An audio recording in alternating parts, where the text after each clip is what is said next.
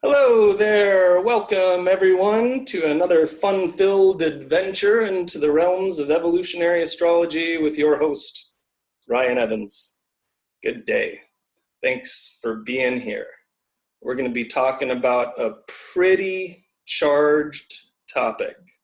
Oh, Ryan, could you please tell us from what school of evolutionary astrology you're from? Certainly. Thank you. I am a trained, certified master level astrologer with the Forrest School of Evolutionary Astrology. I've been studying this stuff for the past 25 years. I even went through a disproving stage where I wasn't going to have anything outside of myself tell me about myself. Well, that only lasted a little while, and then I redoubled my efforts in this astrology stuff and got certified with Forrest after a dozen years of training with the great Pat Kaluza in Minneapolis. So, today we shall be talking about Scorpio, raw, hardcore, and uncensored. Well, you know, I'm not going to be swearing at the top of my lungs, as is sometimes possible in the Scorpio energies, but I will be talking about the feeling behind the desire to be screaming and swearing at the top of our lungs. So, Scorpio. In order to understand Scorpio. In fact, this is a good rule of thumb for understanding any of these signs, fixed or mutable, that it is very, very important to go to the preceding cardinal sign to find the whys and the wherefores on the deepest level. So if we really want to talk about Scorpio, we first have to have a very deep, honest understanding and engagement in the sign of Libra. In fact, in order to do Sagittarius right, we have to have a healthy engagement and understanding with Libra. And that actually, not to digress too far, but that goes for all the signs. You want to really understand Gemini? You first have to master Aries. You really want to understand Virgo? You can't until you understand the depth and the richness of Cancer. It's like each of the signs follows the preceding sign. In order to fully master that sign, one has to first master the preceding sign. So Scorpio, very much a relationship sign. Let's first start with an honest, real, raw, hardcore look at the Libran archetype. Very important.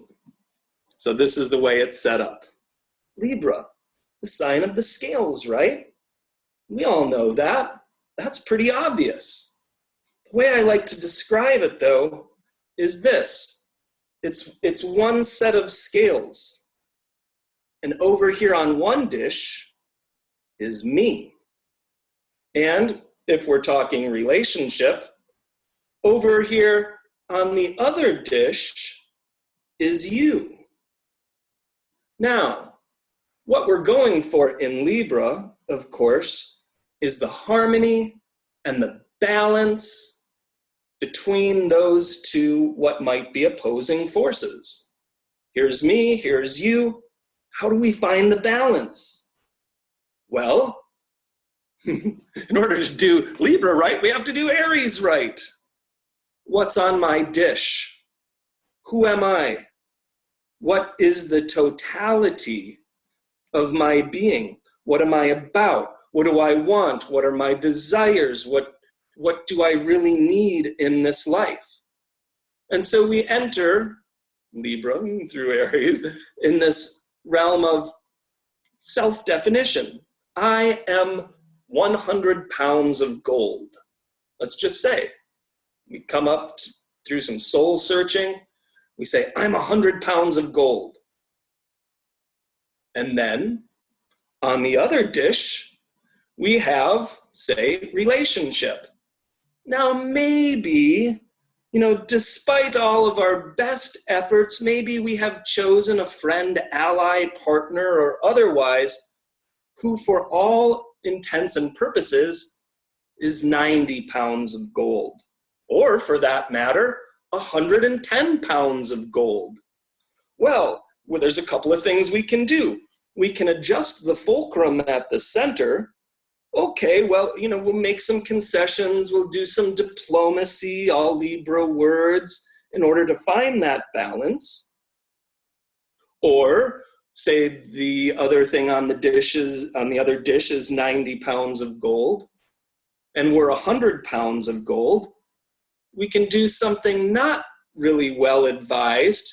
We could cut 10% off of our being. Oh, well, I just won't pay attention to those needs. Or, I don't need that left arm. I'll cut that off. There we go. Now I'm 90 pounds of gold and the other person's 90 pounds of gold. And we have harmony and we have balance. Or, the other shadow, I'm 100 pounds of gold and the other person comes, we perceive them as being, or they state themselves as being 110 pounds of gold. Well, then we try to make up. Oh, well, I can do that. Well, I'm more than that. Well, I can show up more than I feel comfortable showing up. And we put another 10% of burden on us. And we find that we're just not really cut out and qualified to do that 110 pounds of gold thing. And, we mess ourselves up. Find that imbalance. So to do Libra right, number one, we have to have this incredible self-knowledge and self-love, where we have complete definition of who we are, what we need, what it is out there that we need to attract to us on our scale. So this is a talk about Scorpio, but we will 100% fail. Raw, hardcore, and uncensored. You will fail in scorpionic engagement if you do not know yourself and what is on your dish, Libra 50%, which then attracts the other part. Again, you know yourself, you love yourself. I'm 100 pounds of gold. Healthy Libra sets up a resonant field of attraction that brings 100 pounds of gold. You see that? You got that? Again, we do 90 pounds, 110 pounds we attract to us. We're screwed. You just get it off. Oh, it's almost perfect or it's too perfect. Get it off your scale. You're 100 pounds, attract 100 pounds. Now, let's just say, healthy Libra. Here's me, here's you. At the end of the day, or the month, or the year, both parties have engaged equally in this scale thing we call relationship. I do the dishes, you do the cooking. I do the cooking, you do the dishes. We help out with the cooking, we help out with the dishes. Well, however you want to say it. There's balance and there's harmony. We know ourselves, we've attracted that which is our equal to us. So here comes the Scorpio piece. We've just mastered Libra. Got the scales ready? Then both parties climb up the chains to the balance beam bar in the center and come to that fulcrum in the center. Woomph. There you go. There's Scorpio.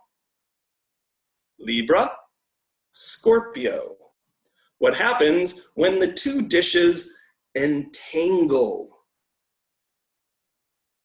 So you want to do Scorpio right. You want to be healthy. You want to have intimacy. You want to have an engagement with life. You want to feel the raw, hardcore, celebratory power of existence.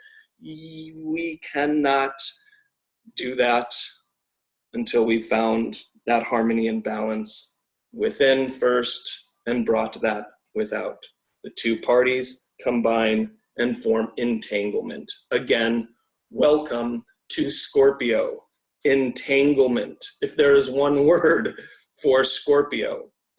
No judgment, good, bad, pleasure, pain. One word for Scorpio. First word for Scorpio, entanglement. So if we did Libra right, that entanglement feels really good.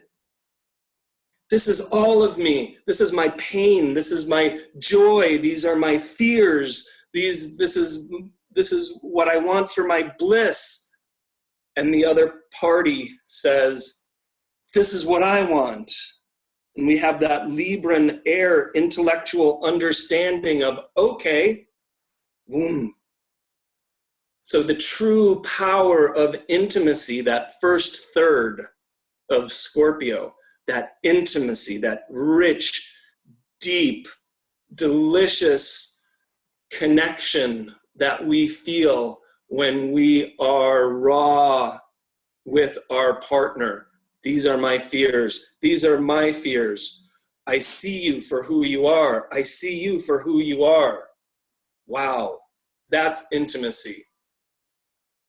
So make no mistake that those who may profess scorpionic energy as being this almost lascivious, promiscuous, hyper-sexualized energy are completely missing the point. That is, in turn, a shadow expression of what happens when we're 90, when we're 100 or 90, then we attract 90 pounds to us.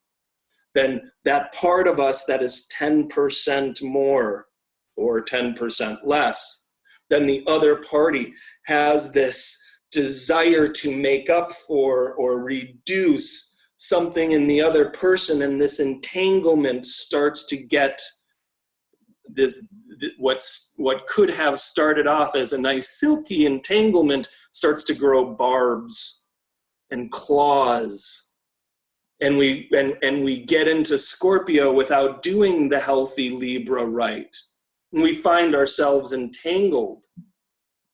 And then in order to disentangle, I'm 100% and I need to get away from your 110% because it's not that I'm not good enough, it's just a little more than I asked. It can be a ripping. And so we have to be very, very careful that when we engage in the realm of scorpionic intimacy, that we have trust, that we have the complete full expression of self, and we have heard the other's complete full expression of self, so that when we entangle, it's that good, yummy, juicy, delicious entanglement that we're all going for in high positive Scorpio, which is deep, rich intimacy. I am a soul. I am a soul. And our souls are blending. So scorpionic intimacy is very, very, very sacred. The last thing you want to do is put all of yourself into someone or something that is relatively unhealthy, again, because when we finally get it, the more entangled we are, the more the separation hurts. And that's where Scorpio in intimacy gets a bad rap. Because, oh my God, the pain and the horror, and he said, and she said, and he did this, and he backstabbed this way, and she manipulated this way, and all of this grossness could have didn't have to take place, but it could have healed itself in the previous sign in Libra. But we want this connection so bad. We want to entangle. The whole Libra season from autumn equinox to winter solstice, that whole time is about relationship. What? Sagittarius is a relationship sign? Why, yes. Please describe that, Ryan. Look for that in my upcoming talk. So Scorpio, we want the passion. We want the intimacy. We want the depth and the richness of having someone else reflect back to us our power and our magic and our sacredness and our love. Why? Why do we need this relationship stuff? What's so great about this relationship stuff? What's so great about this scorpionic relationship stuff? Can't it just be nice and pleasant in Libra, where it's like you're over there on your dish and I'm here on my dish and everything's just kind of taken care of? Actually, I say no, and this is why. Because we come to the second of the third major points of Scorpio, and that is because ultimately we want this intimacy, because ultimately two sides of another coin exist, and on one side of that coin is a celebration of life, on the other side of that coin is a fear of death. So we say we want relationship, or we want money, or here's another scorpionic intimate entanglement, business. My money and your idea makes us both rich. Okay? That kind of entanglement. Fear of death, celebration of life. There's Scorpio. There's the raw, hardcore, deepest, uncensored astro fact, Ryan's opinion, but ask Ryan's astro fact on what Scorpio is about. It is about the choice in every single moment to choose a passionate engagement towards life or a unconscious running from death. And so we engage in intimacy. What else makes us feel so alive than to have someone look into our eyes and see our soul and be able to share that with another person? That's a meaning of life right there. Because in that is the rich celebration of our existence. And this is what Scorpio teaches us. See, Scorpio is that season where everything dies. Sorry, no more tomatoes. You know, there's sure maybe some lettuce and you can cover it if you want to extend the season. But for the most part, your garden is dead. And so since your garden is dead in the season of Scorpio, let's hope that in Virgo and in Libra, you laid up the stores and you shared your peppers and got some tomatoes. Because here you go, the descent into winter, the descent into darkness, the descent into that place where mythologically the sun will die at winter solstice. So super incredibly conscious Scorpio says words like Henry David Thoreau said when asked. He said, well, I went to the woods to live deliberately, to front only the essential facts of life, to learn what it has to teach, and not, when I come to die, discover that I had not lived. Living is so dear. Nor, he went on, do I wish to practice resignation, unless incredibly necessary. So, the living deeply and the sucking out all of the marrow of life, that can happen we can do that with fear. We can do that in reaction to incredible sorrow. And even worse, we can do that with a selfish anger and rage.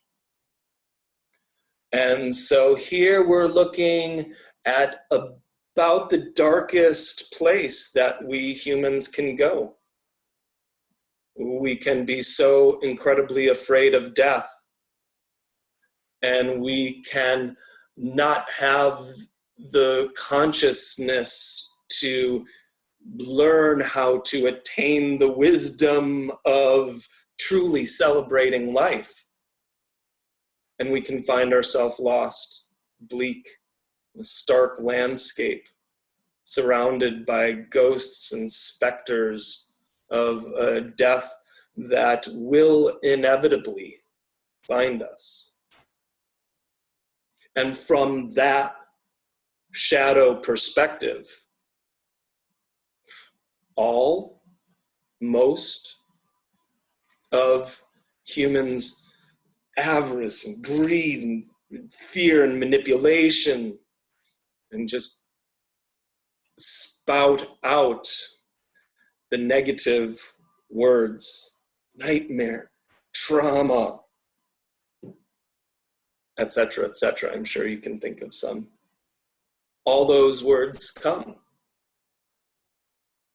How do I stay alive and happy? Because I really want to be alive. That's a basic core motivation in all of us. I want to be happy. So if we did Libra right, we'd have an understanding of what it is out in the world that we wish to attract to our scale, so as to bring more balance and equilibrium to our mind. So we have some flowers. Yay!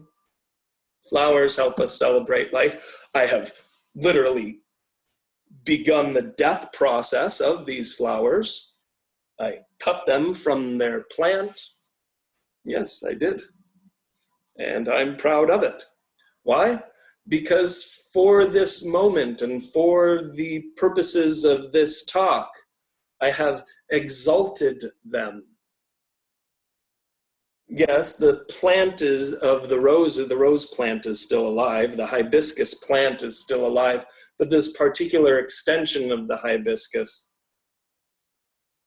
I have chosen to remove that from the plant, thus ending this little piece of its life consciously in total celebration of the sacredness of life.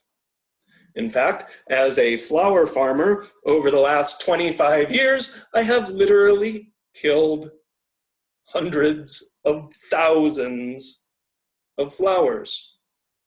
And those flowers, in turn, went to people and invariably made them a little happier. And so it is with life. Sometimes we pluck a flower of the moment and we live deeply and suck all the marrow out of that. And we put the flowers in a vase and I present them to you as a gift. And they are therefore exalted. In fact, these flowers will live longer than their parents who are still in the ground. So they're now on this little digital video thing that I can pull up in 10 years, and these flowers will still be as vibrant as ever.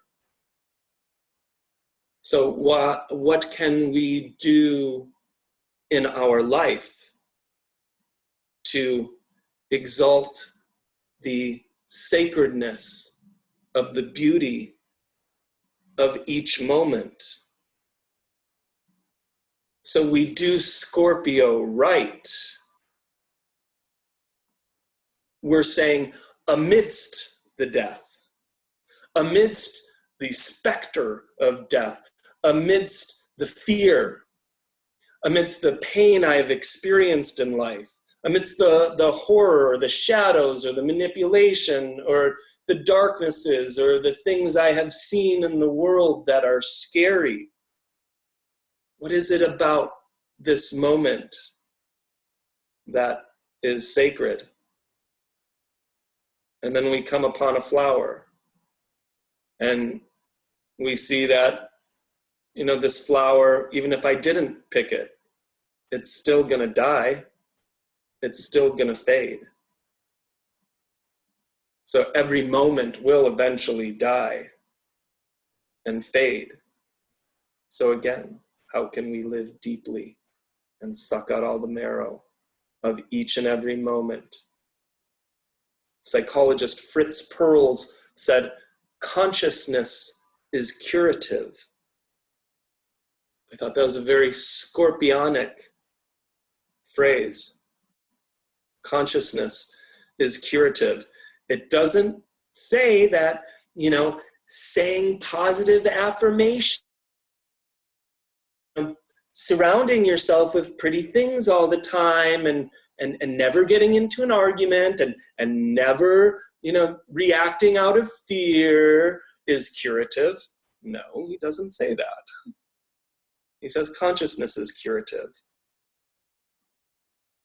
And in order to be conscious, we have to be aware and acknowledge that this realm that we exist in is the realm of changes.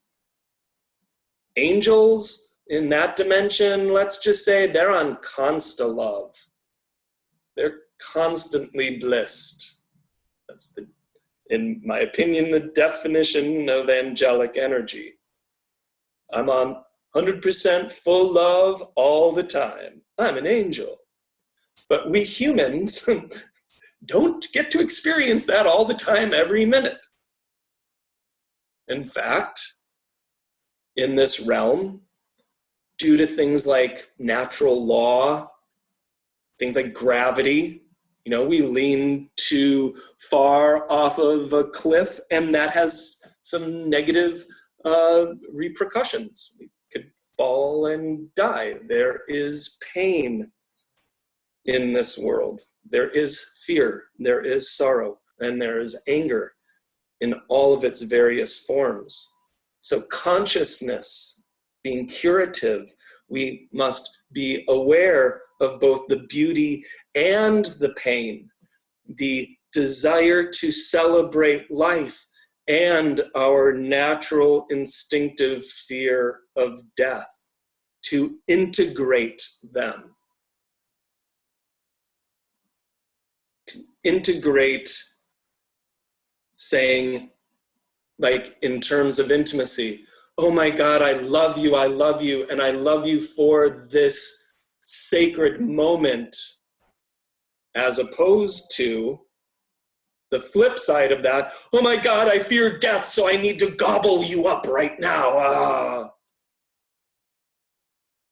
And that Scorpio, that variety of scorpionic engagement in relationship will eventually scare the other person away, because they will smell that we are engaging in intimacy out of a fear of death, as opposed to engaging intimacy out of a celebration of life.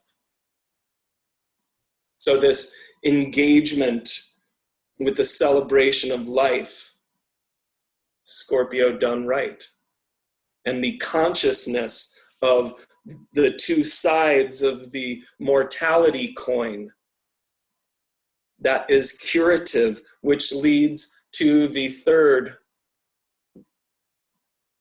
main tenet of Scorpionic energy, shamanism, and our engagement with forces beyond us. We can call this occult forces. We can call this magic. So, intimacy, mortality, shamanism. Intimacy starts with the incredible self-knowledge, and which then leads to attracting the yummy good things to our scale, which then, if we've done it consciously and healthily, done it that way, then that inevitably leads to a celebration of life. And in that celebration of life, we engage the sacred.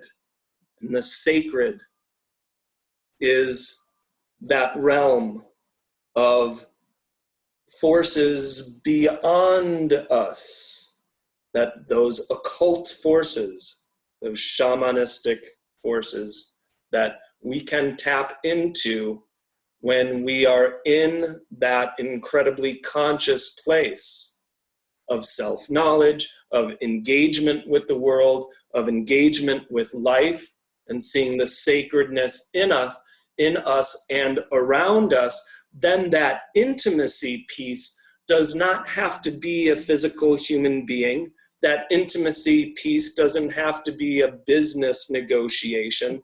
Then that intimacy piece becomes our engagement, us on one side of the scale, and then we have the elemental forces of nature on the other side of the scale. Ancestors, Akashic wisdom, anything that has ever been felt by anyone who's ever been alive at any time, anything that has ever been said, anything that ever has been done, anything that ever has been imagined by anyone exists in this realm we could call the Akashic field. We could also call this realm the collective unconscious. And it is in this dark, not mean dark, but dark unseen, in this dark realm where there is the compendicum of human and natural wisdom. It is in this realm where ultimately every answer exists. And so the deepest power of Scorpio lies in our ability, through our self-love, through our desire to be conscious with and celebrate life, comes a power, comes an ability to engage powerfully with these unseen dark forces. So Scorpio, magic, again, two sides of a coin there. Shamanism, magic. On one side, there's magic. On the other side, there's magic. On the one side, we can call it black magic. On the other side, I will call it co-creative magic. Scorpio, dark magic. Out of the fear of death and out of my wanting to get what I want, which is basically rooted in its fear of death, I am going to control and manipulate the will of the universe and bend it to my will. Therefore, I'm going to go get what I want, and I'm going to go take what I want, and I'm going to go manipulate the world into giving me what I want if I can't readily take it. Sometimes that even works, unfortunately. Black magic, the bending of natural forces to align with the will. Here's some black magic. Universe, I deserve $1 million. Universe, I imagine the universe is giving me $1 million. The universe, you will give me $1 million, universe. $1 million is mine. I imagine myself and I visualize myself having $1 million because I'm asking, believing, and receiving through the power of attraction that I am setting up a resonant field in me where I deserve $1 million and the universe is going to give it to me. And the universe says, okay, let's roll your car 15 times and maybe there'll be $1 million insurance settlement. I've seen it happen. And that is a shamanistic engagement with the formative forces of the universe. There's magic there. Here's one, Scorpio, the season where all of the rotten tomatoes break down and decompose into the soil. How's that for magic? What was once life goes through a transformative process to be the helper for the next tomato plant. The decomposed tomatoes become the nutrients for next year's tomato plant. That is magic stuff, yo. Compost, the humic acid, that is magic. all you soil biologists, humic acids are magic. So, I digress. But are you understanding? It is the magical transformation that happens when the dead tomato turns into the food for next year's live tomato. You can do that. We can do that in our consciousness. We can do that for another human being if their health, their happiness, their healing helps us to have a feeling of the celebration of life. As scorpionic healers, shamans, we can take our ability to feel intimately this process of regeneration and transformation, to feel that force flow through us, and we can be then a channel for helping people through their crap. We can then be a channel for magically transmuting stuck energies in other people. Somebody comes to me for a reading. Well, what am I going to do about my problems? Well, let's get hardcore and intense about it and look at all your crap, Scorpio. And then they leave the reading feeling, oh, I just kind of went through hell a little bit, but I'm now at the other side, and all that hell doesn't have to hold on to me so tightly. It's loosened its grip. It's now all of that crap that I experienced in my trauma and my woundedness and my pain, in those shadow experiences where he said or she said or he did or she did. I can now look at that past knife in my back as a means to celebrate life and heal. Oh, that person did this thing to me back in high school, and it created this thing that is now, whenever it comes up, is always a trigger for me, a trigger for me, a trigger for me. Well, let's engage this. What is it that I really want? What is it that I feel was taken from me? What power did I give up? What power did I allow to be taken from me? And we look at that situation back in our sophomore, freshman year in high school, and we say, oh, I'm injecting consciousness into it. Oh, this is something you needed to learn about that. Oh, aren't you glad you didn't stay with that person? Oh, okay. Wow, and we heal that with a little consciousness, because that consciousness is curative, right? Oh, and we couldn't get there without engaging that. We couldn't get there without, oh, there's a big pool of crap. Well, where's the diving board? Okay, let's go. I mean, how many people want to say, hey, has anybody seen the pool of the manure pond? Anyone? No, we want to avoid it. We want to go away from that stuff. It's too uncomfortable. That's why Pluto is way out there.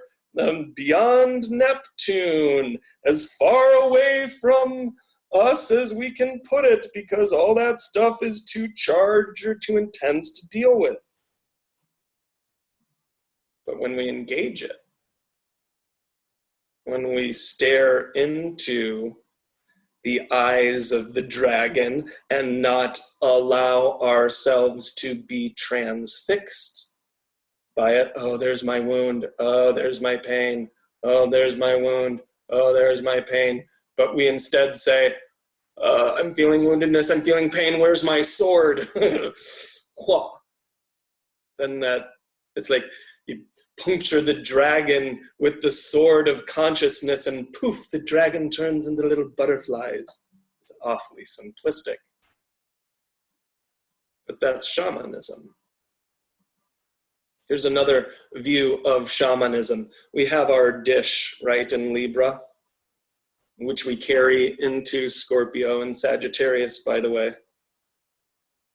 But we've got our dish, and say that what we feel we need to attract to us on the other dish is some form of message, clue, synchronicity, guidance from something outside of us, because I can't get it. I can't get fully conscious about it. I'm trying to get conscious, but it's still eluding me.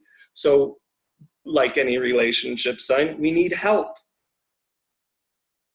And so we call a healer, or say there's no healer present. Here's where true magic comes in. An acknowledgement of the intelligence inherent in all of those things we can't immediately see. Yes, Virginia, there are nature spirits. How does the hibiscus know how to be a hibiscus and not a rose? There are plants. I mean, what is it? It's a DNA thing, I suppose, but I'm sorry, if I go all the way back to the beginning of existence, there's intention behind everything. So a rose intends to be a rose, and a hibiscus intends to be a hibiscus. There is wisdom there. There is intelligence in there. The rose knows exactly how to be a rose. It has no idea how to be a hibiscus. With me? So there is an intelligence in everything in nature. The vase knows exactly how to be a vase. This is, upper level shamanistic studies here, but if you can ride with me, we can connect consciously with the elemental formative forces of the intelligence inherent in the rose, often called the nature spirit.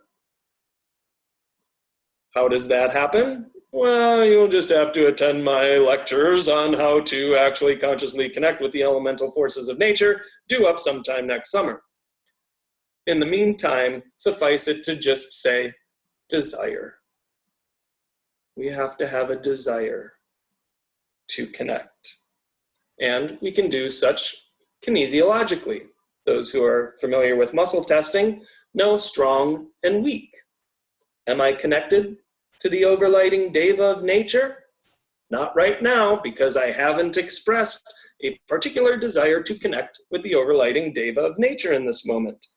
But if I put my desire up on that scale, and I have 100 pounds of desire, 100% of desire to connect with the overlighting deva of the rose flower, then chances are, if it feels safe enough, it'll want to connect with us. That's intimacy. But that has to come from a celebration of life, a desire to be fully alive, which means our fear turns into courage, and our sorrow turns into joy, and our anger turns into personal power and will. And all of those basic self-rooted, three basic chakras, then those blend. And there's power in that. And we master that, that raises us up to our heart chakra, where we can then more easily connect with these formative forces. That's sacred stuff, yo. It's not like, oh, hey, everybody, watch this. I'm going to talk to a fairy. Did you see that? Really? Isn't that cool? No. It's sacred. It's sacred. I'm going to connect with nature spirits if I'm designing a garden. I'm going to connect with nature spirits if some of the plants look like they're in duress. I'm going to connect with nature spirits if I am feeling incredibly depleted and I need to draw on some power. You do that. You go for a walk next to a lake, or you go for a walk in the woods, and you feel better, right? Do you know why? Scorpio is why. Because you're literally asking for energy outside of yourself to feed you. And so we want to go to some place where we see a pretty view. We can look at the oak grove. So we're trying to take in energy. That's Scorpio. And Scorpio done right is there's an equal exchange. Whoa, I'm taking in some energy from the oak grove because this urban living is really intense. Oh, and then this is what we end up giving the oak grove and what the oak grove really likes. Thank you. Gratitude. Wow, oak, you are beautiful. Oak says, thank you. You're beautiful. Thank you. Energetic exchange.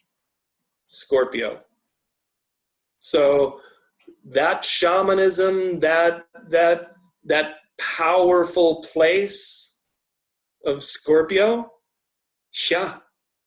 Just look at, I don't know, Darth Vader. There's that sacred shamanism gone awry. In fact, now that I think about it, if one were to study the evolution, or I guess it'd be de-evolution, of Anakin Skywalker to Darth Vader, it was intimacy that first messed him up. He wanted so bad to be with this person that he wasn't supposed to be with. So rather than saying, hey, Jedi, sorry, I don't want to be with you, I want to be with this person, he wanted to gobble it all up I want to be a Jedi, and I want to have this partner. And then he saw in a dream that his partner, Padme, was going to die. And so the fear of death made him hold on to her even more and more and more. And he tried to use all of his magic to keep her alive. Sometimes people die. That's hard. That's raw. That's hardcore. That's intense stuff. And unfortunately, Anakin Skywalker, with his incredible fear of death, turned into Darth Vader. Ended up killing a lot of people. So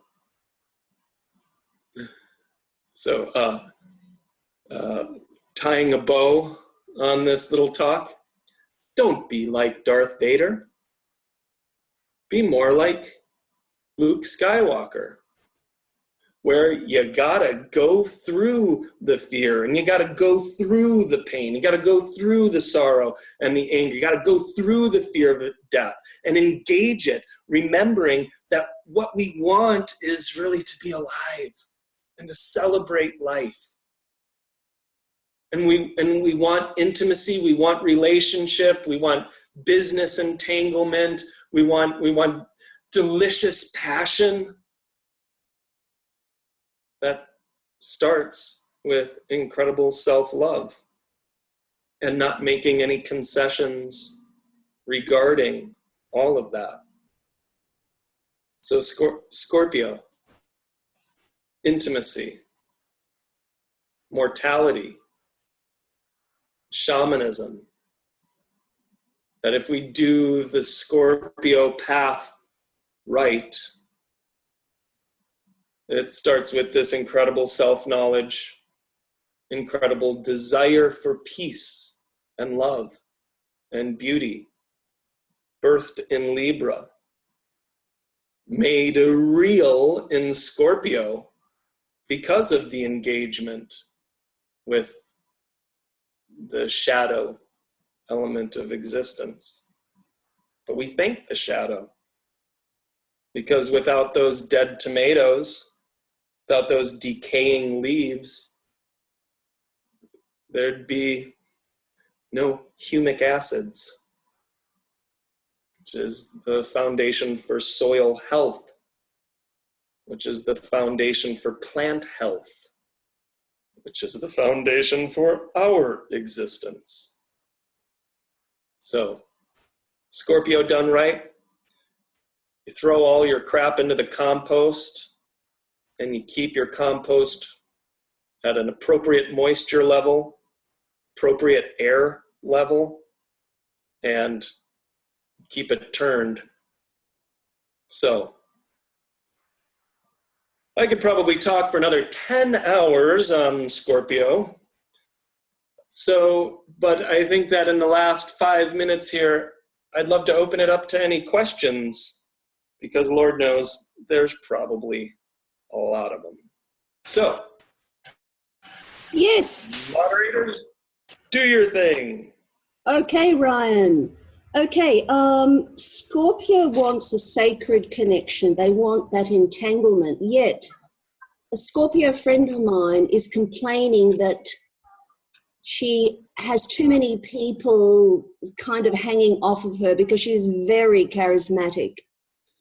She seeks it out, yet is pushing them away at the same time. Can you please talk about the Scorpio propensity for kind of discarding people, the Black Widow? All Scorpio problems have their roots either in a fear of death and an inability to fully engage life, or in that place of intimacy where we lack total and complete self-knowledge and awareness. and we then attract, so like your friend. Maybe she is not being completely honest with herself, just maybe. I don't know her, I don't know her chart. But maybe in this situation, she's not being completely honest with herself and what it is she really needs and what it is she really wants and what she's really going after. So she'll then put out to the universe, I am 1,000 pounds of gold, or I'm 100 pounds of gold, but see this little dangly thing? See this little dangly thing? And invariably brings, maybe a 50 pounder, maybe a 200 pounder, or whatever it is, these other energies that are unhealthy for her. So if we have a desire to entangle, but a corresponding fear of entanglement, then we have to go back to ourselves, look at our triggers, look at our woundedness, go back to ourselves and see what it is we really need and what it is that we feel will actually give us that balance. Something tells me that with your friend's 7th house Jupiter transit, like I really know, but what she's really needing is a real deep, true, genuine entanglement, as opposed to this entanglement from this thing which feeds this part, but that's not going to feed this other part of me, so I have to entangle myself with this part, and then I need this other thing that nobody else is going to entangle, and pretty soon we've got all these different tentacles, and we're totally entangled, and what once started out as, I'm getting this satisfied, and this satisfied, and this satisfied, turns out to be like, okay, well, now I don't really want it. Oh, I guess I didn't really know myself enough to attract appropriately. Thank you. That's a great answer. Thank you so much. Have your friend call me. Well, actually, this can apply to the Scorpio archetype in general. And, I can see how that can be true for myself as well. Okay, so one more question from the audience.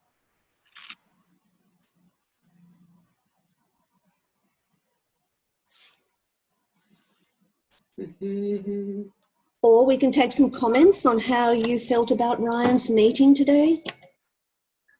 So do we all understand Scorpio? Y'all got this mastered, this Scorpio stuff? There's nothing in any of your charts where Scorpio is tricky, challenging, a conundrum?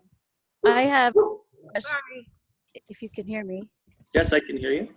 Cool, my question is about Scorpio on the IC. Yes. And second, it would be Scorpio, Uranus and Scorpio. And, yeah. So your question is, what the heck do I do with my life since I have Scorpio on the IC? Exactly. Okay. Yeah. It definitely seems like a propensity to always go deeper, but also feels kind of like a portal, never ending. Yes. That is because in your, again, not knowing your chart other than that you have your 4th house ruled by scorpionic energy, and again, not being able to give this a long treatise. Scorpio, the energy of the shaman. Scorpio, the energy of someone who really has a desire to live deeply and suck out all the marrow of life at that deepest part of our self that we can call our heart. Your heart is scorpionic. So astrologically, just somebody says, oh, I have Scorpio on the IC. What am I supposed to do about it? Well, you are supposed to live deeply and suck out all the marrow of life to learn what it has to teach, and not when you come to die discover that you had not lived, because living is so dear. And so to live a life of richness from the inside out means that for you have a choice every moment of reacting emotionally to your existence through the lens of fear or courage, through the lens of I am going to die someday, holy F and S, or I'm going to die someday, so let's celebrate right now. And to do that responsibly and consciously and honorably then honors that power of Scorpio. Who are you astrologically with Uranus in Scorpio there, quite possibly in your 4th house? You are an electric shaman healer. Okay, Ryan, and thank you, Della, for that. We have to wind down now. Sorry to cut you off. Very good, but thanks, everybody. Sorry about that.